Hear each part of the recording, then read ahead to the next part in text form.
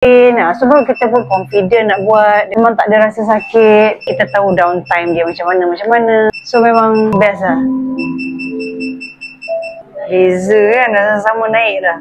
Boleh rasa dia macam tegang terus. Dia macam terangkat macam tu. Macam mana nak cakap tu. Best lah, best.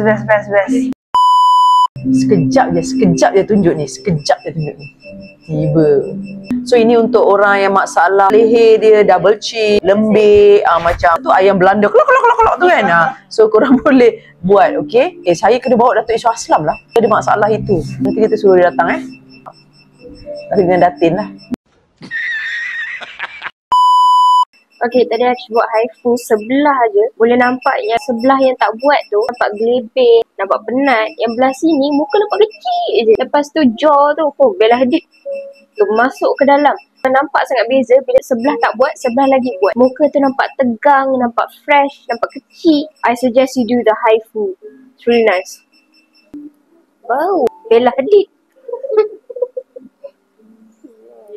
Beza lah. Dia ada shape dia nampak tegang. Ni macam ni lah.